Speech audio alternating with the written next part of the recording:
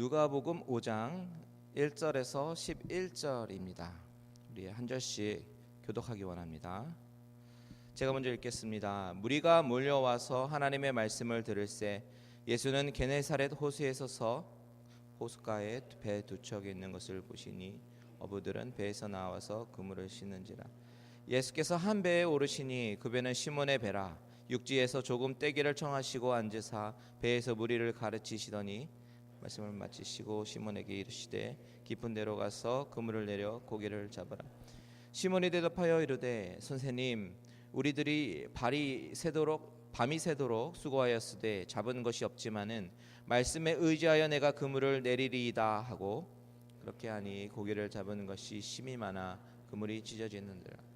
이에 다른 배에 있는 동무들에게 손짓하여 와서 도와달라 하니 그들이 와서 두 배의 채움에 잠기게 되었더라.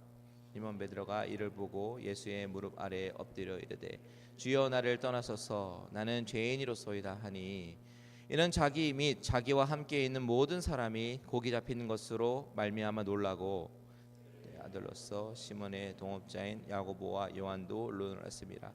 예수께서 시몬에게 이르시되 무서워하지 말라, 이제후로는 내가 사람을 취하리라 하시니 다 같이 읽겠습니다. 그들이 배들을 육지에 대고 모든 것을 버려두고 예수를 따르니라. 아멘.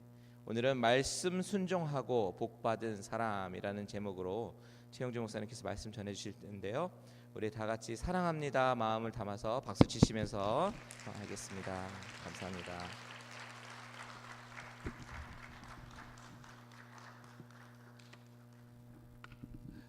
또 오셨네요, 그죠? 예, 감사합니다. 매 시간 와주셔서 저도 참 행복했습니다. 또 우리 이광세 목사님 목회 열심히 잘하는 모습이 너무 감사하고, 또 우리 성도님들이 우리 목사님 사모님 사랑해 주시는 모습에 왠지 딸 시집 보내놓고 예, 이렇게 마음 불안해서 있었거든요. 근데 와 보니까 예, 시집 잘 보낸 것 같아. 예, 너무 감사하고요. 오늘 아주 그 특송 참 좋았어요. 은혜가 아주 있었습니다. 예, 제 노래예요. 아세요? 알고 부른 거예요? 예, 모르셨구나. 원작자예요. 원곡자. 예. 제가 지은 건 아니고요. 제 동생이 지었고, 제가 전에 찬양 사역을 할 때 저희들이 제일 많이 불렀던 찬양 중에 하나예요. CD로도 나와 있기도 하고, 근데 마침 제가 가진 게 없어서 들려드릴 수는 없고 나중에 이제 기회가 되면 보내드릴게요. 네. 기도 많이 하고 지은 곡입니다. 가사도 쓰고 그렇게 했는데 오늘 또 그 찬양을 그래서 알고 부르나 어쨌든 너무 좋았습니다. 네, 그리고 마지막 날 뭐 말씀이 제일 좋다고 계속 부담을 팍 줘서 이걸 어떻게 해야 되나 이거 그런 건 아니고요. 오늘 이 말씀 너무 잘 알잖아요, 그죠? 이 내용을요. 예, 근데 저는 개인적으로 이 본문을 통해서 참 많은 것을 깨닫고 은혜를 받았습니다. 제가 그래서 제가 좋아하는 말씀이고, 그래서 여러분들에게 이제 소개하고 싶은데, 본문 이야기들을 여러분 너무 잘하는 내용인데 한번 정리를 해보자. 이 장면을, 이 본문의 내용을 그냥 영화나 혹은 무슨 드라마 같이 한번 한 장면을 한번 생각을 해보자는 거죠. 예, 그 가운데 우리가 이제 같이 가는 거예요, 여러분, 그죠? 많은 사람들이 예수님의 말씀을 들으려고 바닷가에 몰려들었는데 때마침 바닷가에 배 두 척이 들어와서 그물을 씻고 있었죠, 그죠? 예, 베드로와 이제 그 친구들인데 우리가 아는 대로 그들은 밤새도록 헛수고하고 빈 그물질, 그러나 그 그물질, 빈 그물은 좋은데 거기 뭐 이제 많이 걸렸겠지. 무슨 뭐 해초 같은 것들 걸려 있고 뭐 쓰레기도 있을 거고, 이제 그거 씻으려니까 참 피곤했겠죠. 근데 주님이 그 중에서 한 배, 베드로의 배에 올라가서 조금 띄우셨어요. 약간 띄워놓고 그리고 이제 그 무리를 향해서 말씀을 열심히 전하셨죠. 그리고 난 다음에 베드로에게 이렇게 하죠. 깊은 데로 가서 그물을 던지라고. 그리고 베드로가 가서 그 말씀에 순종해서 그물을 던졌어요. 어떻게 됐죠? 대박 났죠. 그죠? 그리고 이제 배를 끌고 다시 이제 고기를 잡은 그 가득 두 배에 가득 실은 그 배를 끌고 바닷가에 오자마자 베드로는 바로 엎드려서 주님 앞에 뭐라 그래요? 주여, 나는 죄인으로소이다, 나를 떠나소서. 뭔지 조금 어색한 장면이 나옵니다. 그랬더니 주님이 뭐라고 했죠? 이제부터는 너는 사람을 낚는 나무가 될 거라. 이제 사람을 취할 것이라고 이렇게 말씀하고요. 그리고 제자들이 배를 다 버려두고 주님을 쫓았더라. 뭐 이런 내용이죠. 이 내용은 우리는 너무너무 잘 알아요. 그런데 여러분 이 말씀을 우리가 너무 잘 알기 때문에 그냥 그렇구나 하고 그냥 당연하게 받아들여요, 사실은. 근데 상황을 가만히 생각을 해보면 참 안 맞아요, 여러 가지가. 이 내용 자체가 상황적으로 너무 맞지 않는 게 바로 뭐냐면, 첫 번째, 지금 베드로의 배를 타고 그리고 잠시 뛰어서 무리들을 향해서 말씀을 전하시고 가르친 것까지는 좋았어요. 그런데 베드로를 향해서 깊은 데 가서 그물을 던지고 고기를 잡으라고 얘기하시는 주님은 직업이 당시에 뭐예요? 목수예요. 목수가 고기 잡는데 어부한테 이래라 저래라 하는 게 좀 안 맞고요. 첫 번째. 두 번째 안 맞는 거는 때가 맞지 않아요. 왜냐하면 이미 고기 잡을 때가 지났단 말이죠. 저는 뭐 고기를 잘 몰라요. 물론 낚시를 잘 모르는, 낚시하는 분들이 그 때가 있다고 그러더라고요. 근데 대개 고기들은 새벽녘 밤에 동트기 전에 많이 잡힌대요. 그리고 해가 떠버리면, 그리고 나면 고기들이 다 도망가서 없대는 거예요. 그러니까 지금 이미 날이 밝았고 그리고 그물을 씻고 있으니까 글쎄 우리 시간으로 보면 적어도 한 오전 9시에서 10시 정도 사이. 그러니까 이때는 고기 잡을 때가 아니라는 거죠. 그리고 더더욱이나 안 맞는 게 깊은 데로 가서 던지라고 그랬잖아요. 깊은 데 고기 없대요. 고기는 깊은 데 없대요. 낚시하시는 분들 계시면 더 잘 아시겠네요. 그러니까 모든 게 안 맞아요. 근데 저는 이 모든 건 뭐 전문적으로 제가 고기에 대해 잘 모르지만 제일 마음에 안 드는 대목이 하나 있어요. 제가 볼 때 상황적으로 너무 마음에 안 드는 게 뭐냐면, 밤새도록 빈 그물질을 했거든. 이분들이 얼마나 피곤했을까요? 차라리 고기를 많이 잡으면서 수고하면 피곤해도 그래도 보람이 있어요. 근데요, 빈 그물질만 밤새도록 하고 나면 지치기는 이루 말할 수 없죠. 그죠? 얼마나 허탈할까요? 얼마나 힘들까요? 그리고 앉아서 그 그물 씻는 거, 사실 일이라는 게 해보면요, 제일 힘든 게 뭐냐면 뒷마무리, 뒷설거지가 더 어려워. 해보면요, 저희 교회는 김장을 해요. 한 석 달에 한 번 정도 하는데요. 저희 교회는 교역자가 되려면 김치를 잘해야 돼. 우리 이광세 목사님도 김치 참 많이 했어요. 왜냐면 워낙 양이 많으니까 성도님들이 와서 새벽부터 나와서 이제 하시거든요. 뭐 양이 엄청 많죠. 그러면 이제 막 배추 썰고 뭐 무 다듬 깎고 뭐 씻고 파 다듬고 뭐 일이 많아요. 그건 이제 성도님들이 되게 권사님들 나와서 하시고 집사님들 하시는데, 배추를 씻고, 저는 주로 씻는 쪽이에요. 그래서 막 씻어요. 힘들어요, 그것도. 그러고 나면 이제 버무려야 되잖아, 양념하고. 그거는 너무 힘들어요. 양이 많아서. 그래서 다 목사들이 해요. 그러니까 저희 교회 김치는 다 목사 손에서 나와. 근데 재밌어요. 그래서 이제 힘들지만 김치를 다 담아놓고 이제 통에다 담고 해서 이제 다 하잖아요. 그리고 나면 그 뒷마무리 해야 되는 팀이 있어요. 정말 힘들어요. 그 시간이 거의 1시간 정도 이상 걸려요. 뒤에 표도 안 나는 일들. 그거 정말 지치거든요. 지금 이게 설거지가 아니라 그 그물 씻을 때 얼마나 피곤할까. 얼마나 싫을까. 빨리 가서 그냥 다 만사 제끼고 그냥 자고 싶지 않을까요? 다. 뭐 밥이고 뭐고 사람도 싫고, 왜? 다 허탕쳤으니까, 못 벌었으니까 밤새도록. 근데 주님이 뭐 하라고? 도로 나가래잖아. 도로 나가래잖아요. 가서 깊은 데 가서 그물 던지래잖아요. 저는 꼭 이런 느낌이에요. 사실 우리 어머니들, 젊은 어머니들 애기 막 둘 셋 키우면서 하면 참 힘들죠. 애 보는 것만큼 살림이 얼마나 힘든지 몰라. 나도 여기서 혼자서 밥 해 먹고 뭐 교회 일하고 막 이러려니까 우리 집사람이 없거든요. 저 호래비는 아니에요. 지난 주말에 저희 장모님이 돌아가셨어요, 갑자기. 그래서 지금 저희 집사람이 한국에 나갔어요. 둘이 사는데 안 온대요. 오늘도 제가 통화했거든요. 그랬더니 당분간 안 오겠다는데요. 혼자 있으니까 좋은지, 언니를 만나서 좋은지 모르겠지만 어쨌든 좀 위로할 일이 있다고 못 오겠다고 그래서 그러라고 그랬어요. 있을 만큼 있으라고 그랬는데, 나는 사실 속으로는 내 사정은 한지 생각도 안 하는구나. 요즘에 제가 교회에서 제일 많이 듣는 인사가 뭔지 아세요? 아유, 목사님께서 식사는 어떻게 하세요? 이게 제일 많이 듣는 인사예요, 저희 교회에서요. 근데 저는 그렇게 대답해요.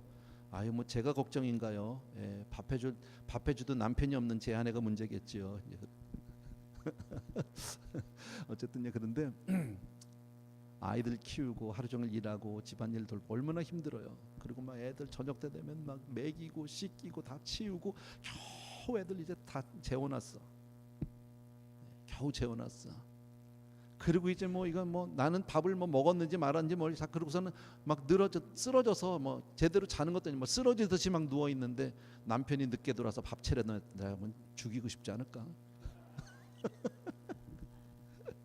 그런 기분 아닐까요 지금요 베드로가? 예. 말이 안 되잖아 말이 지금.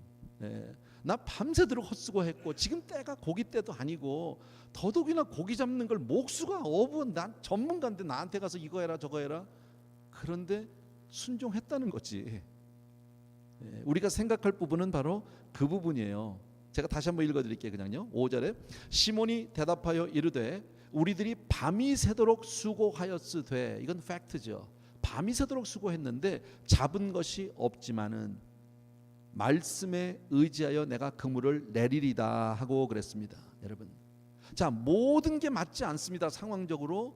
그런데 말씀에 의지해서 순종하겠다는 거예요. 어떻게 그럴 수 있을까요? 이게 첫 번째 퀘스천이에요. 자 모든 상황이 맞지 않아요. 지금요 말이 안 돼요. 예.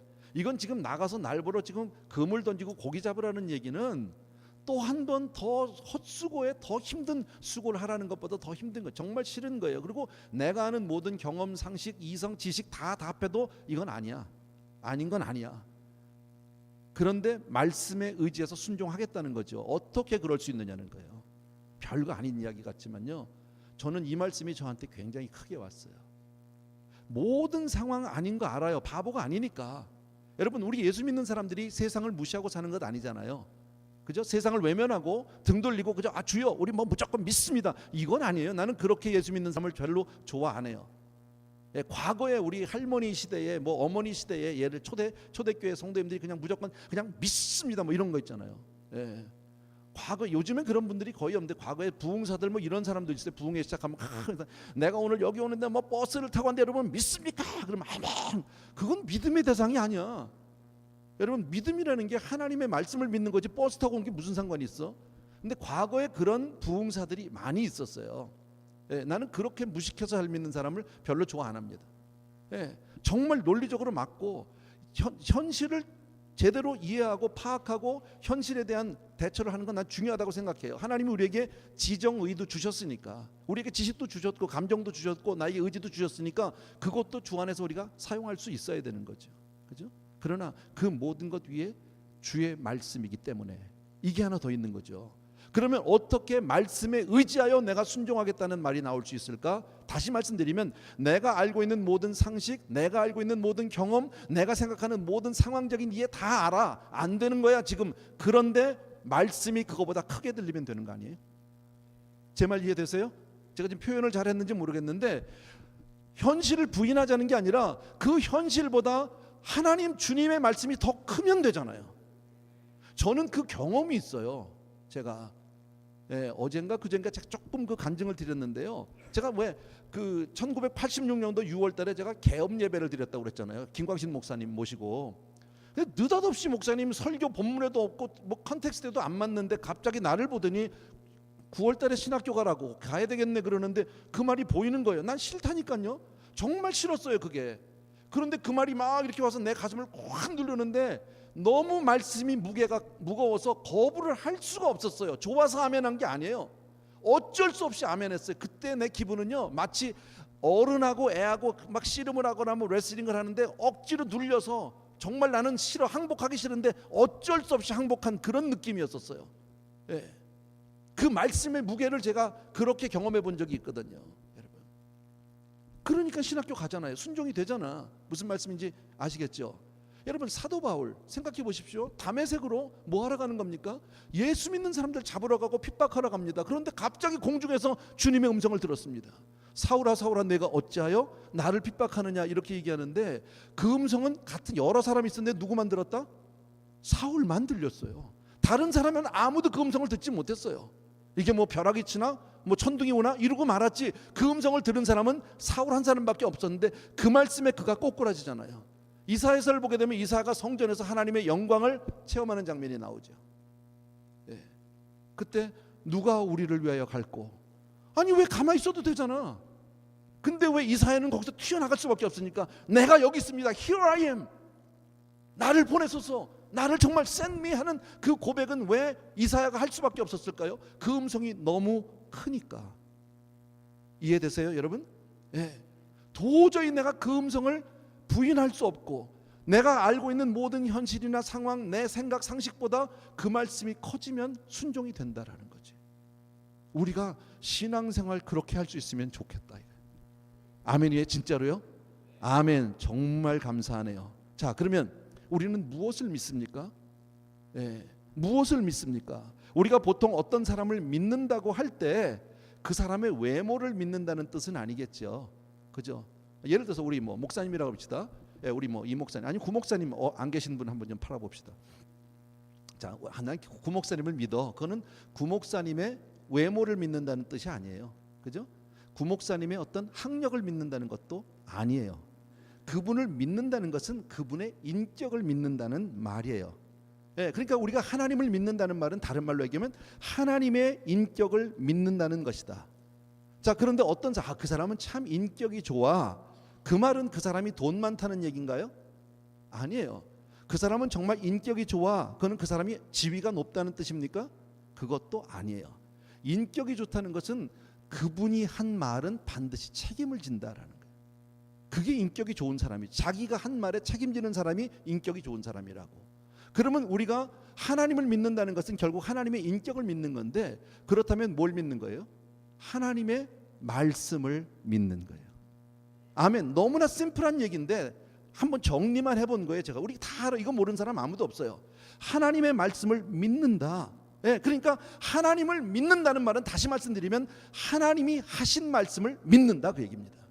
지금 베드로가 지금 믿는 건 뭡니까? 모든 상황이 아닌데 주의 말씀에 의지해서, 그 말은 뭐예요? 내가 주님을 믿습니다. 내가 하나님을 믿습니다. 결국 그 얘기입니다, 이 얘기가. 예. 여러분에게 하나 물을게요. 여러분 정말 하나님을 믿습니까? 예, 믿죠. 너무 감사하죠. 그렇다면 여러분은 하나님의 말씀에 온전하심을 믿습니까? 아멘이죠. 그런데 여러분 오해는 하지 마십시오. 여러분 정말 하나님의 말씀을 믿는다면 내가 온전히 그 말씀에 내 삶을 맡길 수 있어야 되잖아요. 맞죠? 논리적으로 맞잖아, 그게요. 예. 그렇다면 나는 정말 하나님의 말씀에 온전히 복종하는가? 라고 물어보셔야 돼요. 어떻습니까, 여러분? 나는 정말 온전히 하나님의 말씀에 복종한다. 막연하게 얘기하면요, 다 하는 것 같아요. 이 시간에 제가 여러분에게 말씀드리는 것은요, 절대 돈 얘기를 하는 게 아니에요. 나 지금 믿음 얘기를 하고 있으니까 오해는 절대 하지 마세요. 여러분, 왜 믿음 얘기라고 제가 하느냐면, 성도님들 중에 아마 우리 성도님들 가운데도 그런 분들이 분명히 계실 거예요. 11조 생활을 못하는 분들이 있어요. 예. 믿음이 있어요. 교회도 나와요. 신앙생활도 하고 다 해요. 근데 11조 못해요. 왜 못할까요? 여러 가지 이유를 댈 수 있어요. 내가 지금 생활이 너무 안 돼. 여기서 내가 이거가 지금 있는 수입 가지고 살기도 너무 빡빡하고 지금도 모자르는데 10분의 1을 내가 하나님 앞에 드리면 나는 생활이 마이너스야. 이렇게 나올 수 있어요. 뭐 여러 가지 이유를 댈 수 있겠죠. 예. 어떤 분은 그래요. 아, 교회가 헌금을 제대로 안 쓴대. 그래서 11조를 자기는 할 수 없대. 이러는 분도 난 봤어요. 우리 교회에 있어, 그런 분이. 간접적으로 나한테 직접 다 얘기하지 않았는데 간접적으로 들어왔어. 자기는 11조를 안 한대. 자기가 11조를 안 하는 명분이 뭐냐면 교회가 보니까 선교 헌금을 그렇게 선교를 많이 안 한대. 선교 많이 하는데 그 사람을 얼마를 원하는지 내가 모르겠어요. 지금 제가 그랬잖아요. 지난 석 달 동안에 선교비만 70만 불 썼다니까. 교회가. 내가 돈 70만 불을 얘기하고 싶은 게 아니에요. 뭐 700만 불 쓰면 어떻습니까? 근데 왜 그게 본인이 11조를 안 하는 명분이 될 수 있었는지는 난 잘 모르겠어요. 뭐 그분을 내가 비난하고 싶지는 않아요. 근데 진짜 11조를 하지 못하는 이유는 사실은 하나님의 말씀을 믿지 못해서예요. 근데 그렇게 얘기 안 해요. 내가 하나님의 말씀을 못 믿어서 난 못해요라고 얘기는 안 해요. 그렇게 하면 내가 믿음 없어 보이니까 다른 핑계들을 댄다라는 거. 생각해보자. 한 구절만, 우리가 너무 잘 아는 말라기 3장 얘기를 너무 잘 알잖아요. 우리에게 11조를 통해서 하나님을 시험해보라고 그러셨어요. 예, 11조 해보래요. 그럼 내가 너희 창고를 정말 차고 넘치도록 붓지 않냐나 보라는 거예요. 성경에서 유일하게 하나님이 You can test me라고 얘기한 규절이 그거 하나예요. 하나님을 시험할 수 있는 규절이 딱 하나예요. 그렇다면 내가 그 말씀이 믿어지면, 온전히 그 말씀이 믿으면, 설사 내가 돈이 없어도 아니할 말로요, 빚을 내서라도 갖다 낼걸요. 안 그래요? 10 내면 10분의 1을 내면 10배 나오는데 안 해? 이건데 아니 비유컨대 그런 거 아닙니까? 이거는 근데 안 나올 수도 있지만 이거는 개런티잖아요. 10배 나온다고 지금 하나님이 약속해 주셨잖아. 근데 왜 못하느냐? 그게 안 믿어져서 못하는 거예요. 저는 여러분을 정죄하거나 여러분을 판단하고 싶어 이 말씀드리는 절대 나 여러분의 헌금도 몰라요. 뭐 여러분 교회가 헌금이 얼마나 나올지 그것도 난 I don't care. 나하고 상관없어. 그러나 이거는 분명히 알자고. 우리가 하나님을 믿는다는 것은 하나님의 인격을 믿는다는 것은 곧 그분의 말씀을 내가 믿는다는 겁니다. 그런데 왜 내가 그대로 살지 못할까? 그 말씀을 믿지 못하기 때문이에요. 아까 말씀드린 대로 베드로처럼 그 말씀이 크게 들려지면 되잖아. 그 말씀이 예를 들어 11조에 관한 말씀이 어떻게 들려요? 10분의 1 내면 내가 10배로 줄게. 이게 확실하게 믿어지면요 비도도서를 갖다 낸다니까 이거는요. 예. 물론 그게 잘하는 신앙생활은 아니에요. 근데 과거에 그런 분이 계셨어요. 저희 교단에 장로님 중에 한 분이요. 예. 너무너무 힘드셨어요. 비즈니스가. 예. 근데 이분이요 정말 마지막에 어떤 각오로 있었냐면 마지막 남은 돈이 뭐 5만 불인가 10만 불인가 있으셨어요. 근데 자기가 이거 가지고 자기 전 재산인데 이제 이거 가지고 뭐 사업을 할 수도 없고 사업 자금은 너무 모자르고 이러니까 11조를 아예 그걸 냈어. 11조라고 그냥요. 미리 가불하듯이 냈어요. 사실 11조가 아니죠. 그거는요. 자기 전 재산이지. 그런데 11조라고 냈어. 하나님이 10배 준다니까. 받았다니까요. 그분이. 잘못된 11조도 하나님이 역사하더라고. 내가 한 번만. 그게 계속 그러면 괜찮지. 네. 제가 지금 11조 얘기나 어떤 헌금 얘기를 하려는 것은 절대 아니에요. 여러분에게 나는 정말 하나님의 말씀을 믿는가? 신앙생활은 믿는가? 혹시 여러분들이 말씀대로 순종하지 못하면 이런저런 이유나 핑계를 대기보다는 나에게 믿음을 주옵소서. 이쪽이 빨라요. 하나님 나에게 그 말씀이 믿어지게 해주세요. 그래서 내가 순종할 수 있는 사람 되게 해주세요. 하나님 나에게 그 믿음이 없네요. 차라리 이게 더 솔직한 표현이 아니겠는가? 여러분 어쨌든 베드로는 그 말씀에 의지해서 그물을 내렸습니다. 이성, 상식, 경험, 지식, 환경 모든 게 안 맞아. 모든 게 안 맞아. 그런데 주님의 말씀에 의지해서 그물을 내렸어요. 그랬더니 무슨 일이 벌어졌습니까? 천지를 창조하신 하나님의 그 신실한 말씀이 그 천지를 창조하신 하나님의 그 능력의 말씀이 역사하기 시작했어요. 밤새도록 안 잡혔던 고기가 어디서 몰려들었는지 막 몰려들어와서 2배가 넘치도록 그물이 찢어질 정도로 잡았다고 성경이 얘기하잖아요. 이거 안 믿어지세요? 그냥 성경에서 그냥 뻥친 걸까요? 나는 그렇게 생각 안 해요. 사실이다라는 거예요. 이게 말씀에 의지해서 순종했더니 그물이 가득 차게 차고 넘쳤다고 오늘 성경은 말씀하고 있다는 거예요. 도저히 믿을 수 없는 일이 내 눈앞에서 벌어졌다라는 거예요. 여러분 오늘도 하나님은 이렇게 역사하는 줄로 믿습니다. 예, 일단 아멘 하셨어. 잘하셨어요. 근데 진짜예요. 제가 한 가지 사실을 여러분에게 말씀을 드리려고요. 여러분 한국판 베드로가 있어요. 제가 직접 만났어요. 한 7, 8년 전인데요. 제가 한동대학에 갔다가 김영길 그때 총장님 장로님 계실 때요. 그래서 김 총장님하고 그날 무슨 일이 있어서 제가 만났고 이야기를 했더니 장로님이 그래 오늘 저녁 목사님 식사하고 가시라고. 예. 그래서 그러자고 그랬어요. 그랬더니 오늘 조금 멀리 갑니다. 그래요. 그래서 뭐 어디든지 가자고 그랬더니 차를 태워가지고 저를 한참을 가서 바닷가 어디를 갔어. 예. 그래서 간 곳이 내가 사진 부탁했는데 혹시 돌 횟집 사진 나옵니까? 예, 잘 안 보이네. 아유 할렐루야인데 어쨌든 있어. 실제로 돌 횟집이라는 횟집으로 갔어요. 예. 그래서 그때 저에게 뭐 사준 거는 뭐 물회, 뭐 회를 가지고 이렇게 국수같이 썰어서 먹는 뭐 그런 게 있더라고. 국수인지 밥인지 뭐 그런 게 물회라는 걸 먹었어. 근데 중요한 건 그 물회가 중요한 게 아니야. 돌횟집이 중요한 게 아니라 저 돌횟집 주인을 만나야 된다는 거예요. 그래가지고 그 주인을 오라고 그래서 만났어. 나 김상태 집사 좀 보여주세요.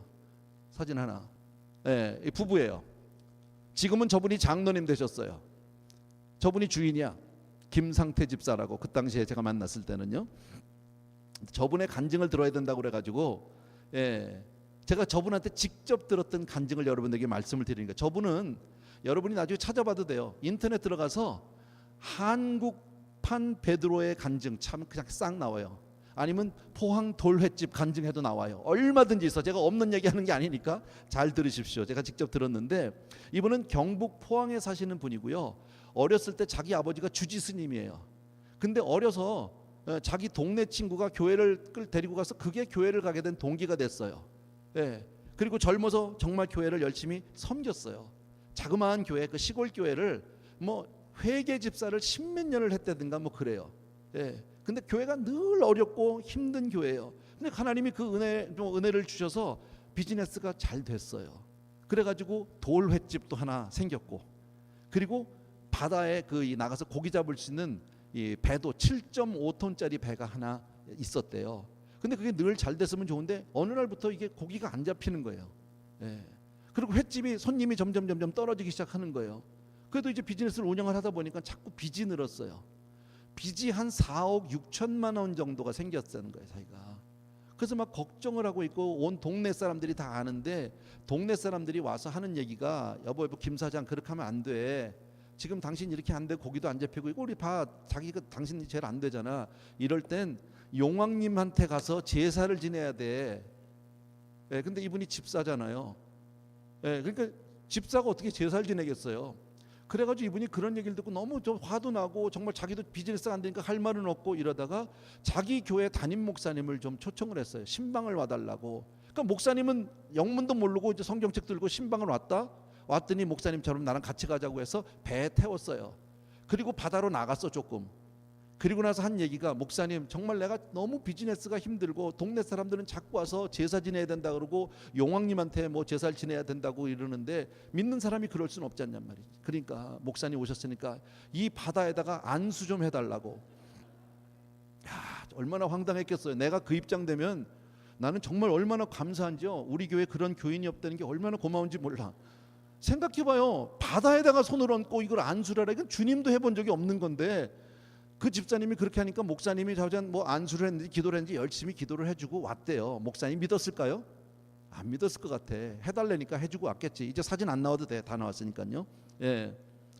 어쨌든 동네 시골 교회에서 어렵게 신앙생활하면서 어려운 재정을 한 10여 년을 받고, 예, 그렇게 축복도 받았는데 너무너무 힘들고 안 돼서 바다에 안수하는 그런 사건까지 벌어졌잖아요. 동시에 또 자기 교회가 21년 된 교회인데 다 썩었어. 교회가 건물이 뭐 시골 교회니까 그렇겠지만요. 비만 오면 새는 거예요. 여기저기 가요. 그래서 이분이 하나님 앞에 서원을 했어요. 여러분, 하나님 정말 나를 축복해 주시면, 정말 내 이 빚을 갚아 주시면, 빚만 이 4억 6천인데 이것만 갚아 주시면 내가 정말 이 교회 수리하겠다고, 자기가 성전 정말 수리할 수 하겠다고 그렇게 서원을 했네. 그리고 좀 지났어요. 어느 날이에요. 2002년인가 몇 년인가 잊어버렸는데 어디 써 있는데 잊어버렸네. 나중에 봅시다. 뭐 연도는 중요한 게 아니라 한 10여 년 전 얘기인데요. 크리스마스 이브예요. 이제 이브가 아니라 12월 24일 아침 새벽에 동생하고 같이 이제 어업을 하고 있었는데 동생이 새벽에 전화가 왔어. 잠자고 있는데 형 난리가 났다고. 예, 무슨 일이냐 했더니 자기네들이 그 어부들이요 전부 이렇게 고기를 나가서 잡기도 하지만 그 바다에다가 그물을 쳐놓는데요. 그걸 정치망이라고 그런답니다. 예, 그래서 그 바다 속에도 그 그물이 누구네 집 그물이 있는데 그 정치망이라는 게 뭐냐면 망을 크게 쳐놓는데 들어가는 입구는 한 1m 정도 된대요. 예, 그리고 들어가는데 거기가 5만 평이래요. 들어가면. 그래야 고기들이 많이 들어오고 입구는 작아서 들어가면 못 나오게 하고 뭐 이렇게 해서 이제 잡는 거예요. 근데 어느 날 아침에 동생이 왔는데 우리 집 정치망이 지금 가득 찼다는 거예요. 예, 방어 떼가 들어왔대요. 그 방어가 뭔가 내가 찾아봤어요. 옐로우 테일이더라고. 우리 왜 저 스시집 가면 많이 먹는 거잖아. 그 옐로우 테일을 찾아보니까 사이즈가 얼마나 냐면요, 저만해. 생선 하나가 쉽게 말하면요 길이가 1.8m에서 2m 정도 되고요. 그러니까 저보다 좀 크죠. 폭은 작은 게 한 50cm 정도 되는 거예요. 그러니까 생선이 이만한 거예요. 그게 5,000마리가 들어왔어. 근데 이게 놀라운 게 뭐냐면 옆집 다, 그러니까 뭐 이 집 그 정치망 옆에 그 다음 집 정치망 그 다음 집 옆에 이게 다 있잖아요. 쭉 한 마리도 없어. 옆집에는 우리 집만 바글바글해. 이 집만. 난리가 난 거예요. 그래가지고 그걸 다 잡아서 해보니까 5,000마리가 잡혔대요.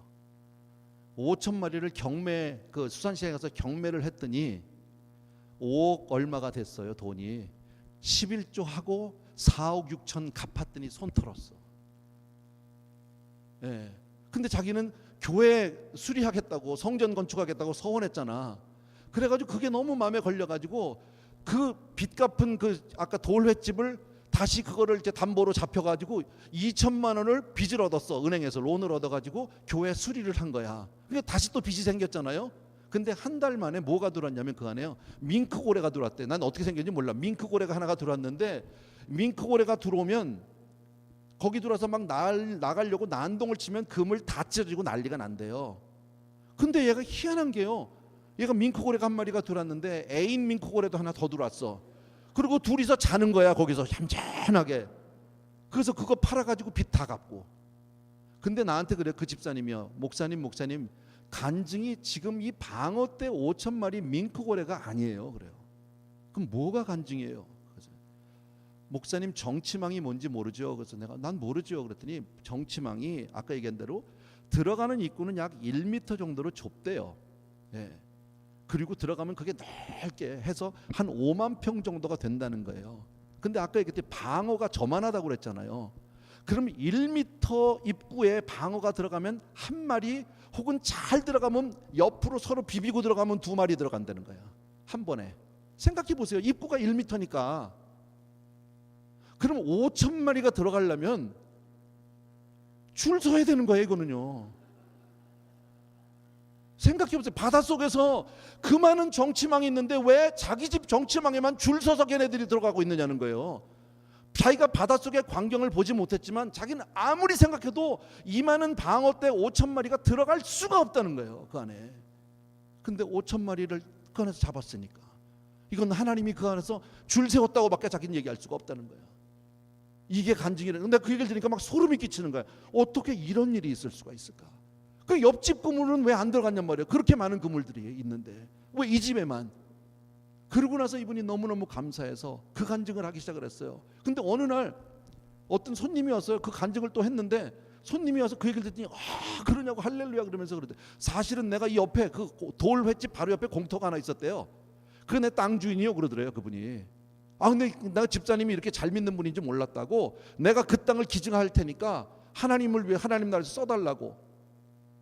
그래서 그 땅이 얼마짜리냐 모르겠는데 그거를 그때 이제 그거 가지고 은퇴 목사님들 뭐라 그러죠? 그 숙소, 그러니까 집을 이렇게 지으려고 지금 준비 중에 하는 것까지 제가 들었어요. 다 지어졌는지 그건 모르겠는데 거기까지 제가 직접 듣고 왔어요. 한 7, 8년 전 얘기예요, 이게요. 엄청난 일 아니냐 말이지. 여러분, 현대판 베드로의 기적 아니에요? 오늘 이거나 다를 게 뭐가 있어요? 밤새도록 없던 고기가 말씀에 의지해서 던졌더니 그냥 어디서 몰려왔는지 하나님이 다 보냈다고밖에 얘기할 수가 없죠. 그물이 찢어질 정도로 그렇게 잡았다라는 거예요, 여러분. 어쨌든 너무너무 감사하고요.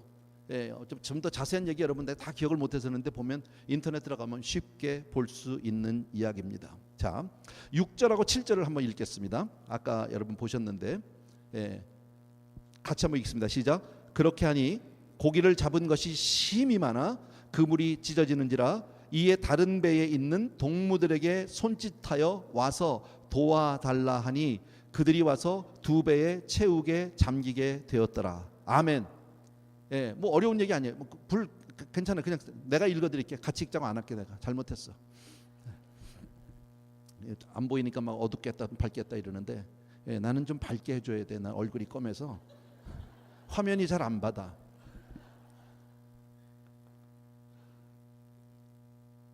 자, 지금 읽었던 6절과 7절을 확 요약하면 뭘까요?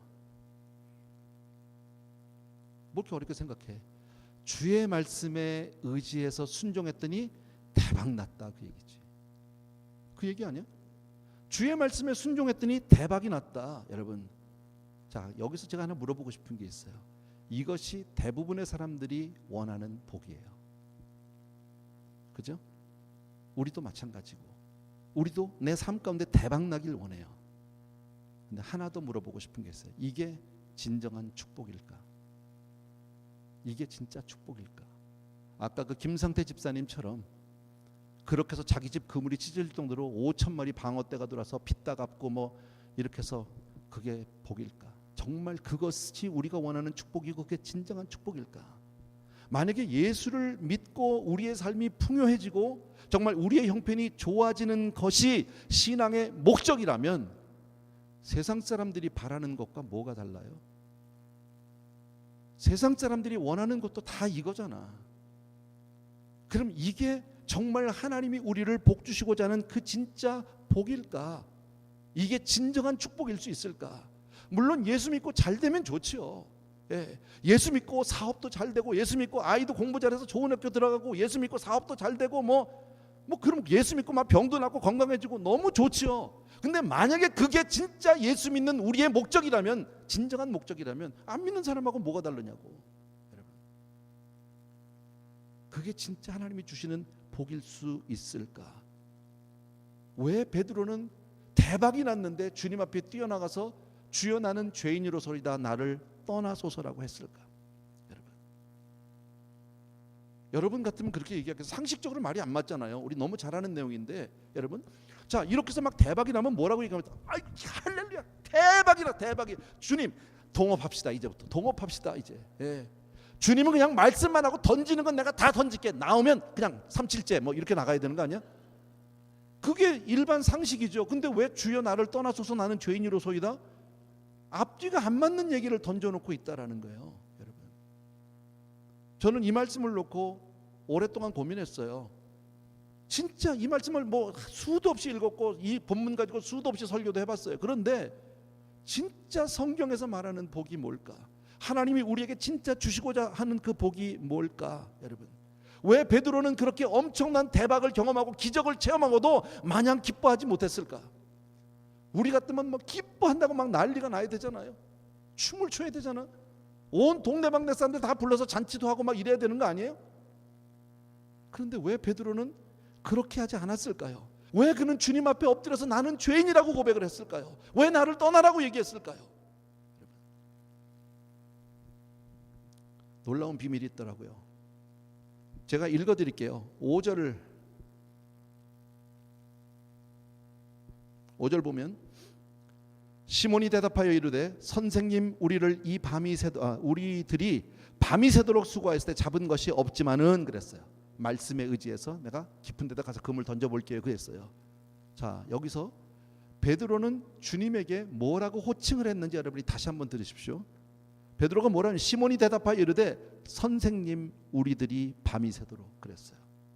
그리고 6절과 7절 아까 읽은 것은 그리고 대박이 났더라 그 얘기예요. 자 그런데 8절로 가면 시몬 베드로가 이를 보고 예수의 무릎 아래 엎드려 이르되 주여 나를 떠나소서로 바뀌었어요. 호칭이 바뀌었어요. 5절과 8절 사이에는 대박이 났어요. 근데 우리는 대박이 목적이라고 생각했는데 대박이 목적이 아니라는 거예요. 베드로가 달라진 게 뭐예요? 선생님 하던 그가 주여로 바뀌었어요. 진짜 복이 뭘까? 여러분 진짜 복이 뭘까? 주님을 주님으로 아는 게 복이라는 거예요. 저와 여러분 같이 정말 주님을 주님으로 아는 것은 이미 큰 복을 받은 줄로 믿으셔야 합니다. 그래서 아마 베드로가 후에 주는 그리스도시요 살아계신 하나님의 아들이라는 고백이 나왔는지도 모르겠어요. 여러분 그 짤막한 순간에 그 엄청난 대박을 통해서 베드로가 경험한 건 이분이 진짜 주님이로구나.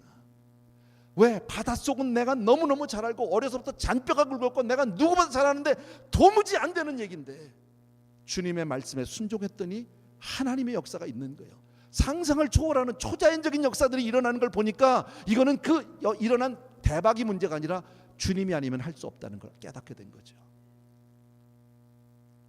참 저는요 오늘 이 설교는 아닌데 제가 비슷한 내용이, 베드로 참 귀한 사람이에요.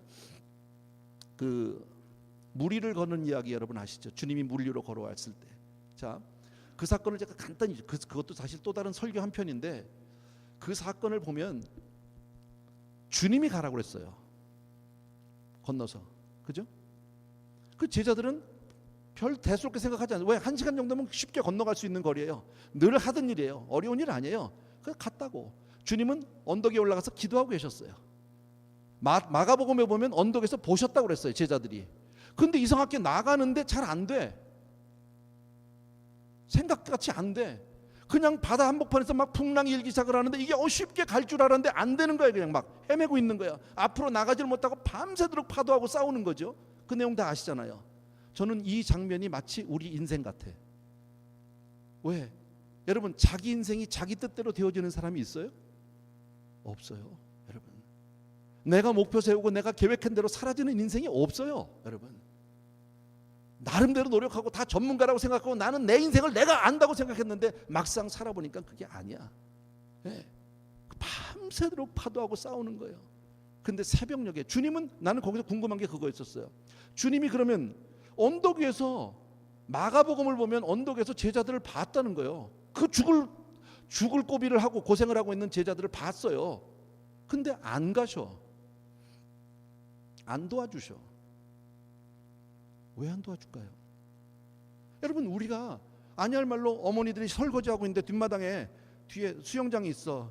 근데 애가 놀다가 물에 들어가지고 들어갔다 나왔다면 설거지 그냥 계속하고 쳐다볼 엄마가 있을까요? 만사 제쳐놓고 튀어나가서 애부터 건져내야 되는 게 맞는 거 아니에요? 근데 주님은 우리를 그렇게 사랑하시는데 왜 그 제자들이 지금 그 죽을 고생을 하고 있는데 쳐다만 보고 있을까? 성경에 이런 구절은 없는데 내용은 저는 이게 확실하다고 생각해요. 주님이 보실 때 아직 아니야, 때가. 밤이 새도록 고생시켰어요. 거의 죽을 것 같아. 이제는요, 새벽이 거의 다가왔어. 주님이 물 위를 걸어갈 때 제자들이 보고 뭐라고 그랬어요? 유령이다 그랬어요. 배 위에 12제자가 있었죠. 저는 12제자를 두 부류로 나눠봤어요, 혼자서. 6대6으로 나눈 게 아니라 물 위를 걸은 사람과 못 걸은 사람으로 나눴어요. 11대1로 나눴어요. 이왕이면 물 위를 걷는 신앙이 좋겠어요? 물 위를 못 걸어보고 유령이라고 놀래는 신앙이 좋겠어요? 여러분은 어느 신앙 하고 싶으세요? 나는 물 위 걷는 신앙이 하고 싶더라고. 그러면 다른 11제자와 베드로의 다른 점이 뭘까요? 뭐가 다를까요? 다른 11제자도 똑같이 고생했고 12제자가 똑같이 파도와 싸우고 밤새도록 죽을 고생을 했는데 왜 베드로 한 사람만 물 위를 걷겠다고 주님 나를 오라 하소서 하는 고백을 왜 베드로만 했을까? 이유가 뭘까? 성경에 그런 규절은 없는데 이건 제 생각인데 맞는 것 같아. 난 아무리 생각해도요. 왜냐하면 그렇게 고생을 하고 내 바닥을 너무 잘한다고 생각. 이 갈릴리 호수는 내가 정말 손바닥보지 알아. 여긴 너무 잘 알아. 이런 파도쯤은 일도 아니야. 뭐 이러고 시작하는데 안 돼. 인생이 막 몸부림을 치고 거기서 막 죽을 고생을 하고 살아가는데요. 지금 환경에 눌린 거잖아요. 파도하고 지금 싸우는 거잖아. 그죠? 파도를 못 이겨서 지금 그 자리에서 맹맹 돌면서 그냥 중내산해 하고 있는데 파도를 밟고 오는 분이 있다고. 세상의 환경을 내가 이기지 못해서, 세상의 세파를 이기지 못해서 중내산해하는데 세파 위에서 그거를 밟고 오시는 분이 있다니까요. 누구를 본 거예요? 베드로는요. 혹시 저분이 천지를 창조하신 그 하나님? 이렇게 돌아가는 거예요, 생각이요. 그래서 물어보는 질문이 그거예요. 주님, 만약에 주님이 정말 내가 생각하고 있는 그 주님이 맞는다면, 없지만 괄호 열고, 무슨 말인지 아시겠어요? 내가 지금 생각하는 그 주님, 천지를 창조하신, 말씀으로 창조하신 그 하나님이 맞으시다면 그건 다 괄호야. 없어, 성경에. 나를 오라 하소서. 주님하고 통했어요. 주님이 맞다, 내니 오라. 그래서 나가는 거죠. 여러분, 그래서 물 밖으로 발을 내밀고 나가려고 그럴 때 나머지 제자들이 뭐라고 그랬을까요? 성경에 이 구절도 없어. 근데 상황적으로 잡지 않았을까요? 미쳤다고 그러지 않았을까요? 베드로가 언제 그 하나님, 다른 제자들이 보지 못한 주님을 언제 발견하게 됩니까? 고난 속에서요. 제가 그러잖아요. 어제도 말씀드렸는데 우리 대부분의 성도님들이 이렇게 주중 저녁에 부흥회 매일 연일 참석할 정도의 믿음의 이 신앙은, 여러분이 지금 있는 이 신앙은 언제 이만큼 만들어졌어요? 고난을 통해서야. 잘 나갈 때가 아니야. 성공했을 때가 아니야. 내가 정말 나가서 세상의 꼭대기에 있을 때가 아니라 남모르는 가슴을 쥐어뜯고 가슴을 치고 울면서 하나님 앞에 몸부림치는 그때에, 때로는 우리가 하나님 앞에 매달려 기도해도 하나님이 아예 응답도 없는 것 같고, 그죠? 하나님이 내 기도를 안 들어주신 것 같고, 하나님이 안 계신 것 같고, 심지어는 그럴 때가 얼마나 많았습니까? 여러분 개인적으로 생각해 보세요. 여러분이 정말 절대절명의 위기들이 있었을 겁니다. 언젠가는요. 자, 그럴 때 여러분 하나님 앞에 작정기도도 해봤고 금식기도도 해봤고 철야도 해봤고 다 해봤어. 근데 그때 응답 받으신 분 있으세요? 하나님이 그때 와서 응답하시던가요? 저는요, 하나님이 한 번도 그때 응답하신 적이 없었어요. 저도 많은 고민이 있었고 정말 혼자서 남모르는 눈물같이 얼마나 많은 싸움이 있었는지 몰라요. 그런데 지나고 보면 하나님이 나와 함께 하셨어. 아멘. 이게 신앙이죠. 오늘 딴 설교 했는데 저 지나가다가 괜히 중간에 한 편을 더 넣었네, 아깝게. 자, 주를 알았다는 것이 얼마나 귀한지 몰라요. 아까 그랬잖아요. 선생님 했던 베드로가 주여라고 하는 그 고백 사이에는 대박이 있었다는 거예요. 대박이 중요한 게 아니야. 주를 주로 깨닫는 것이 진짜 복인 줄로 믿습니다. 또 하나는 뭐예요? 주여 나는 죄인이로소이다라는 고백입니다. 사람들은 다 누구든지 자기 의를 가지고 당당하게 살아갑니다. 그래서 쉽게 다른 사람을 판단하기도 하고 다른 사람을 정죄하기도 합니다. 그러다가 어느 날 주님을 제대로 만나면 죄인임을 깨달아요. 그게 우리 예전에 혹시 TD나 이런 데 가면 요즘도 부르나요? 아주 오래전에 우리 이런 찬양 많이 불렀어요. 뭐냐면요, 멀고 험한 이 세상 길, 소망 없는 나그네 길 아세요? 그 찬양의 후렴 부분에 가면 뭔지 아세요? 아버지를 만났을 때 죄인임을 깨달았네요. 여러분, 인생이 아버지를 만나야 죄인됨을 깨닫게 되는 줄로 믿습니다. 어제 저녁에 제가 설교했죠. 빛 대신 주님 앞에 내가 나가는 거야. 있는 모습 그대로. 그러면 하나님이 우리를 빛 가운데 살라는 것은 어제 말씀드렸는데 우리 보러 경건하게 살아라, 착하게 살아라, 깨끗하게 살아라, 의롭게 살아라, 그 얘기가 아니에요. 물론 그렇게 살아야 하는데 인생은 의로워지지 않아요. 육신 있는 한은 인생은 절대 도덕 윤리로부터 자유할 수 없어요. 그럼에도 불구하고 주님은 빛 대신 주님과 너희들이 교제하고 그 사랑 가운데 거하려면 나오라는 거예요. 나오라는 말은 뭐예요? 있는 모습 그대로 나와서 주여 나는 죄인으로소이다 내려놓으라는 거예요. 회개하라는 거예요. 여러분, 이게 진짜 복인 줄로 믿습니다. 여러분, 그래서 누구나 주님을 처음 만나면 뜨거운 눈물을 흘릴 수밖에 없어요.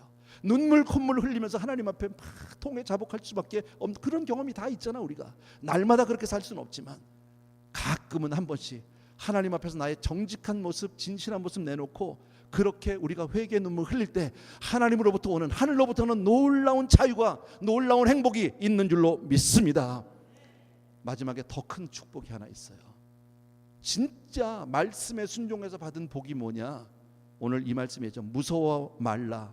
이제 후로는 내가 사람을 취하리라 그랬어요. 무서워 말라. 이제 후로는 내가 사람을 취하리라. 여러분, 주님이 나에게 개인적으로 주신 명령을 다른 말로 사명이라고 그래요. 인생은 사명을 깨달아야 진짜 인생을 사는 거예요. 사명을 깨닫기 전까지는 다 헛짓하고 있어요. 다 헤매는 인생이야. 나름대로 다 잘 산다 그러죠. 다른대로 다 누구보다 내 똑똑하다 그러죠. 그러나 그렇게 살아봐야 결과적으로는 뭐예요? 헛된 거예요. 세상에 똑똑한 사람이 얼마나 많아요. 성공한 사람이 얼마나 많아요. 저는요, 뭐 한 번도 만난 적은 없지만 전 스티브 잡스라는 사람을 참 좋아해요. 난 다 애플 써. 전화도 애플, 컴퓨터도 애플, 뭐 아이패드도 애플, 뭐 전부 다 그거 써. 예. 써보니까 편해. 정말 천재야, 천재. 예. 전 세계 사람들이 그를 얼마나 좋아합니까? 얼마나 많은 돈을 벌었습니까? 그잖아요. 얼마나 많은 영향력을 끼쳤습니까? 그렇게 대단한 천재 중에 천재인데 죽었다니까. 췌장암으로. 하나님 모르고 갔다니까요. 뭐예요 그럼요? 우린 알잖아. 정말 비참한 인생, 불쌍한 인생 아니에요? 하나님 모르고 죽었으면요, 그 인생은 영원한 지옥에 떨어져야 하는 건데 얼마나 불쌍한 인생이냐고. 뭐가 성공입니까 그게? 여러분, 그렇게 세상에서 내놓으라고 살았지만 그 인생에 행복이 있어요? 행복 없다니까요. 여러분, 우리가 바깥에서 볼 때 멋있어 보이죠. 제가 어제도 얘기했잖아요. 남의 집 얘기해서 이제 삼성 얘기했잖아요. 나 삼성하고 아무런 억하심정 없어요. 내가 뭐 개인적으로 알지도 못하고. 근데 대한민국 최고의 재벌, 최고의 갑부야. 돈, 그 할아버지 이병철 시대부터 돈병철이라고 이름이 불렸던 사람이야. 그 가족인데 여러분, 뭐가 좋아? 큰아들 이혼하고, 둘째 딸 이혼하고, 막내딸 자살하고, 아버지는 지금 거의 식물인간이고, 그리고 아들은 감옥도 왔다 갔다 하고 지금도 벌벌 떨고 있고. 그러면 그 어머니 입장에서 좋겠어요? 행복할까요? 난 돈이 너무 많으니까 행복해 그럴까요? 아니요. 행복 안 해. 여러분. 인생은 그렇게 사는 게 아니라는 거예요. 하나님이 천지를 지으셨고 하나님이 사람을 지으셨어요. 그래서 인생에 대해서 가장 잘 아시는 분은 하나님이세요. 예, 제가 결혼하는 아이들한테 꼭 이 얘기를 해요. 너희들 잘 살아야 되잖아. 그런데 너희들 정말 잘 살 것 같지? 근데 다 그렇게 생각해. 다. 결혼하는 신혼부부가, 결혼하는 신랑 신부가 우리는 잘하면 그냥 한 50%는 성공할 수 있을 것 같아. 이러면 결혼 안 해요. 다른 사람 누가 뭐래도 우리는 끝까지 죽을 때까지 뭐 그냥 사랑 속에 아주 그냥 푹 빠져 살 것 같지. 그냥 행복 속에 그렇게 살다 죽을 것 같지. 다 그렇게 해요. 우리도 다 그래서 결혼했잖아. 근데 실제로 결혼하고 나면 살아보면, 그래서 그런 얘기 하잖아요. 우리 왜 어린이 동화 얘기할 때 뭐 신데렐라 뭐 이런 거 얘기할 때 뭐 왕자님 만나서 결혼하고 해피엔딩, 천만에 그때부터가 문제인데. 진짜 문제는 그때부터 시작 아니야? 여러분? 우리가 다 알잖아요. 여러분. 제가 아이들한테 그래요. 너희들 정말 행복하기를 원하면 결혼은 사람이 만든 제도가 아니야. 사람들이 그냥 많다 보니까 그냥 남자 여자가 필요하니까 우리가 결혼이라는 거 하자. 이게 아니에요. 성경을 봐. 결혼을 처음으로 허락하신 이가 누구야? 하나님이세요. 사람이 결혼시켜 달라고 한 적이 없어요. 하나님이 사람이 남자가 독처하는 게 좋지 않다고 그랬죠. 그래서 아담 재워놓고 여자 만들고 하나님이 여자 손 이끌고 아담에게 소개시켜 줬잖아. 중매부터 하나님이 하셨어요. 그러니까 결혼은 처음부터 하나님의 아이디어예요. 그죠? 그래서 저는 그래요. God designed, God provided, God planned, God blessed. 모든 게 하나님으로부터 시작이에요. 그럼 너희들이 정말 결혼에 앞으로 행복한 생활을 살려면 성경 말씀을 알아야 돼. 하나님이 뭐라고 하는지를 알아야 돼. 생각해 보세요. 창세기를 여러분 잘 아는데 오늘 별거 다 한다. 마지막 시간이라고. 창세기를 보면 하나님이 남자와 여자를 지으셨어요. 자, 이거를 다시 또 우리 드라마로 한번 생각을 해보자. 드라마야. 하나님 남자 여자 해서 만났어. 짠. 그 다음에 나오는 등장인물이 뭘까요? 창세기 다 알잖아. 뱀이잖아. 그죠? 그리고 여자한테 가서 꼬이잖아. 그래서 나는 그렇게 믿어요. 모든 부부 사이에는 보이지 않는 뱀이 계시다. 모든 부부 사이에는 뱀이 있어. 뱀이. 근데 우리가 뱀을 못 이겨. 뱀 잡는 건 주님이 잘하셔. 그 전에 성경에 그랬잖아요. 여자의 후손이 뱀의 머리를 그냥 확 밟겠다고 그러셨잖아. 창세기 3장 15절에. 뱀 잡는 건 그분이 선수야. 그러니까 예수님 모시고 살지 않으면 가정은 절대 행복할 수 없어요. 아무리 남자에게 우리는 행복하자 행복하자 행복하자, 행복 안 해줘 그거 가지고요. 여러분, 그게 인생이라고. 세상에서요 내 나름대로 플랜을 가지고 내 계획대로 살고 막 그렇게 살아봐요. 솔로몬이 그랬잖아. 하나님 뭐 이전 이런 영광도 없고 이후에 이런 영광도 없대. 솔로몬만큼 세상 인간으로서 더한 행복을 누릴 사람이 없다는 거예요. 다 해봤다는 거잖아. 솔로몬이요 우리식으로 말하면요 정말 많이 해봤어요. 공부 많이 했어요. 박사학위 하면 내가 볼 때 한 서너 개는 받았어요. 요즘으로 하면요. 그 다음에 집도 많이 지었어. 집 짓는 거 재밌잖아. 다 해보셨죠? 그잖아요. 괜히 그냥 있잖아. 봄이 되고 가을이 되면 뭐 부엌도 뜯었다 고치고 뭐 화장실도 이쪽 바꿔다 저 했고 뭐 그런 거 하잖아. 괜히 페인트칠도 받고 카펫도 뜯어다 붙였다고. 그럴 때가 있어. 그거 재밌어요. 아주 정말 그 뭐랄까 복잡하고 번거로운 일이긴 하지만 그거 나름대로 행복하다니까. 고쳐놓고 나면요. 또 어떨 때는요 막 보석이 그렇게 좋은 거야. 그냥 막 보석 뭐 반지만 보면 막 명품 모으는 거 그것도 재미가 쏠쏠해. 모아 보면요. 좀 전 못 해봤지만. 또 그릇 모으는 여자분들이 있어. 다 뭔 소용이야 그까짓 게. 지나고 보면 그거 뭐 대단해? 화장실 뜯어가지고 뭐 변기 뒤집어놨는데 뭐가 달라졌어?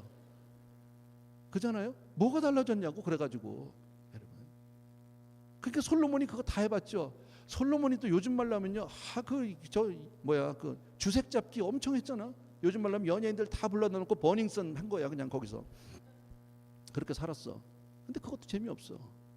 다 해봤다고. 성경에 잠언 솔로몬 전도서에 보면 다 나오는 얘기잖아요. 근데 결국 고백이 뭐야? 나 다 헛짓했다. 헛짓하고 나 정말 헛되게 살았다. 후회밖에 남는 게 없다는 거지. 인생의 참된 행복은 하나님이 나에게 주신 사명 깨닫고 사는 거예요. 하나님이 나에게 나를 왜 이 땅에 두셨을까? 우리 그런 얘기 수도 없이 들었잖아요. 정말 우리가 예수 믿고 나서 최고 행복은 예수 믿자마자 죽고 천국 가는 거야. 그잖아요. 아무리 이 땅이 좋아도 이 세상에서 뭐 더할 수 없는 부경을 누려도 천국만 하겠어요? 인정하세요? 네, 다 갈까요 오늘? 네, 그건 아니지만 사실은 그렇잖아요. 근데 하나님 우리를 이 땅에 두셨다고 예수 믿고 난 이후에 뭐 때문에요? 사명이 있다는 거예요. 하나님이 나를 통해서 이루실 일이 있다는 거예요. 나에게 시킬 일이 있다는 거예요. 그것을 깨닫고 나면 이 세상이 달라져요. 살아가는 것이 달라져요. 정말 행복하다라는 겁니다. 그 전까지는 다 방황하는 인생이고 헤매는 인생이다라는 겁니다. 여러분, 사명으로 살다가 후회한 인생을 보신 적이 있으세요? 네? 사도 바울이 내가 괜히 그렇게 살았다. 정말 내가 젊어서 미쳤지. 내가 정말 그냥 막 예수에 미쳐가지고 내가 그렇게 살았는데 내가 지금 이 나이 되고 보니까 정말 나는 헛살았다, 잘못 살았다. 뭐 그랬습니까? 베드로가 그랬습니까? 여러분, 아브라함이 그랬습니까? 모세가 그랬습니까?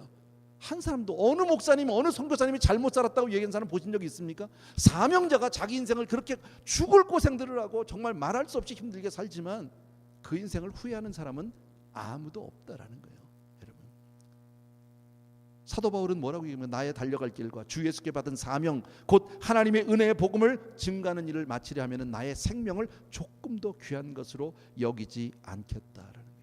한마디로 뭐예요? 사명은 생명보다 소중한 거다. 사명은 돈 버는 게 생명보다 소중한 게 아니라 사명이 생명보다 더 소중한 것이다. 그래서 사명으로 사는 인생은 빛이 나요. 빛이 나요. 그 인생이 행복해요, 여러분. 그런데 왜 많은 사람들이 사명대로 살지 못할까요? 이유는 하나예요. 사명을 위해서 살려면 대가를 지불해야 돼요. Pay the price. 이게 필요해요. 그래서 그게 힘든 거죠, 여러분. 근데 사도 바울은 뭐라고요? 그 사명을 위해서라면 생명도 난 내놓겠다. 그게 사명이다, 여러분. 또 하나 너무 중요한 게 있죠. 하나님이 내게 주신 사명을 깨닫고 사명으로 살기를 원하면 사명이 끝날 때까지는 죽고 싶어도 못 죽어. 하나님이 절대 안 데려가. 제가 비행기 타고 꼭 이런 기도를 해요. 하나님, 이 비행기가 무사히 잘 도착하게 해달라고. 그리고 나 편안히 좀 쉴 수 있게 해달라고. 잠도 그냥 금방 자게 해달라고. 그런 기도를 해요. 그냥 하나님 앞에.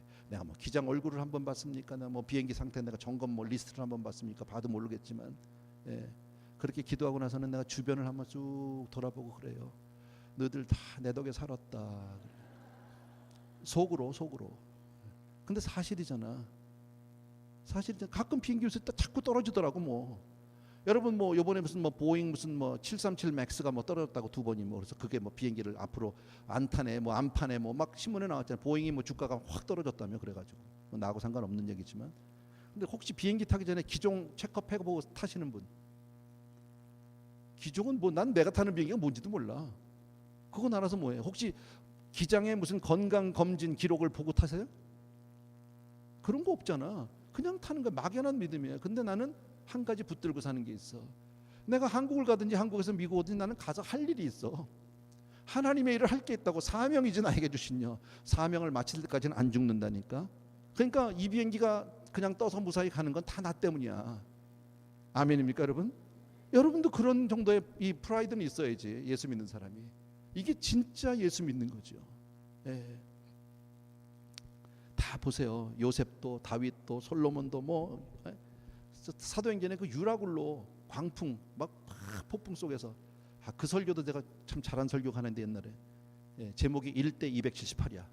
무슨 영화 제목 같잖아. 그 배에 279명이 탔는데 바울과 나머지 사람을 딱 갈라놓은 거예요. 보니까. 근데요, 바울이 처음에 가면 안 된다고 그래요. 지금요, 가면 안 된다고. 하나님이 가지 말라고 그랬다고. 누가 들어 그 말을요? 생각해봐요. 바울은 죄수예요.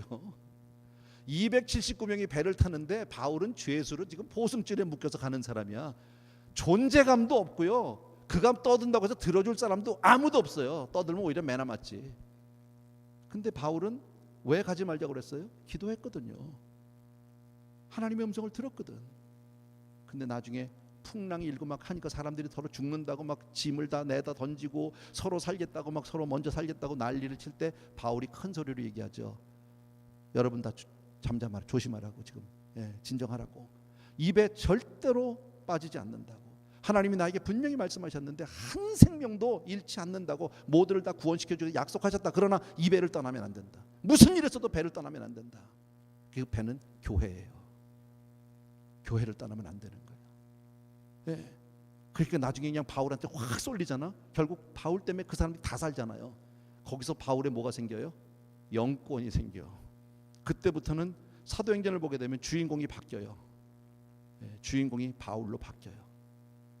뭐 이 얘기 다 할 수는 없지만 어쨌든 그래요. 사명으로 사는 것은 그렇게 소중한 거예요. 누구 한 사람 때문에 그 배가 안 빠졌을까요? 바울 한 사람 때문이에요. 왜? 하나님이 바울을 너는 로마에 가서도 복음을 전해야 된다는 사명을 주셨어요. 가는 길이야. 풍랑이 일고 배가 뒤집어지고 다 빠져 죽을 것 같은데도 사명 있는 사람 하나 때문에 배가 안 빠진다니까. 배를 떠나면 죽어. 그러니까 사명 있는 사람 붙들고 살아야 돼. 남편이 없으면 아내라도 사명을 붙들고 살든지, 어쨌든 사명 있는 사람 옆에 붙어 있으면 안 죽는다 이거예요, 여러분. 자, 오늘 말씀 다 했어요. 사실 시간 주시고 여러분들 이렇게 만날 수 있는 은혜 주신 것 진심으로 감사하고, 우리 성도님들 또 우리 당의 장로님들, 우리 또 목사님 진심으로 감사합니다. 네 번에 와서 제가 실수한 것도 많이 있을 수 있고요. 또 좀 여러분들에게 무례하게 한 것도 없지 않아 있을 수 있습니다.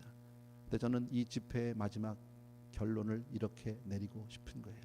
여러분, 우리의 인생이 우리가 바라는 것대로 대박 인생이 우리의 인생의 목적이 아니다라는 거예요. 여러분, 예수 믿는 저와 여러분의 진정한 복은 주를 주로 깨닫고 사는 거예요. 그분이 정말 나의 주님이라는 것을 온전히 깨닫고 사는 것, 예수 그리스도를 깨닫고 사는 것, 그리고 내가 그분 앞에 죄인됨을 확실히 알고 사는 것, 그리고 더 나아가서 하나님 주신 사명으로 사는 사람. 아멘입니까 여러분? 나는 여러분 모두가 이 복을 받게 되길 주의 이름으로 축복합니다.